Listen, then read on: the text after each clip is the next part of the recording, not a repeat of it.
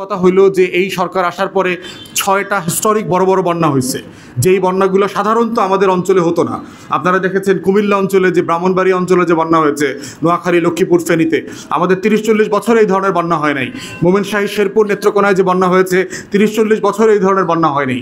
তো আপনি ন্যায্যতার ভিত্তিতে কারণ বলবেন এবং উপদেষ্টার জায়গা থেকে আপনাদের দায়িত্ব হচ্ছে বিকল্প অল্টারনেটটা বলা যে এইটা আমার সংকট, আমি এটা এইভাবে মেকআপ করবার চেষ্টা করছি, আমার চালের সংকট আছে, এই দেশ থেকে আমি কিনবার চেষ্টা করছি, আমার প্রোডাকশনে ঘাটতি আছে, এইভাবে কৃষি মন্ত্রণালয়ের মাধ্যমে কৃষকদের মাধ্যমে আমি প্রোডাকশন বৃদ্ধি করছি, সংকট কতটুকু আছে, এটা মেকআপ কিভাবে হবে, সেই ধরনের কথা না এসে আমি এইভাবেই দিব না সেইভাবেই দিব, আমার কাছে ম্যাজিক আছে কিনা, এগুলো খুবই অপ্রাসঙ্গিক এবং অভদ্র আচরণ।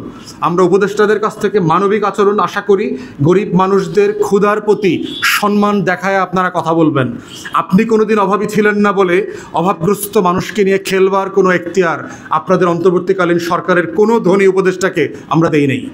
অতএব আমাদের দাবি খুব পরিষ্কার, সংকটগুলোকে অংশীজনদের সাথে পরামর্শ করেন, প্রয়োজনে প্রফেসর ইউনূসের নেতৃত্বে যে জাতীয় ঐক্যমতের কমিশন তৈরি করা হয়েছে তাদের নেতৃত্বে রাজনৈতিক দলগুলোর সাথে আপনারা বসেন, যেখানে যেখানে যে অংশীজনের সাথে বসা দরকার আপনারা পথ খুঁজে বের করেন, আপনারা এক্সপার্টদের কাছে জিজ্ঞেস করেন যে কীভাবে চালের এই সিচুয়েশনকে হ্যান্ডেল করা যায়, অ্যাড্রেস করা যায়।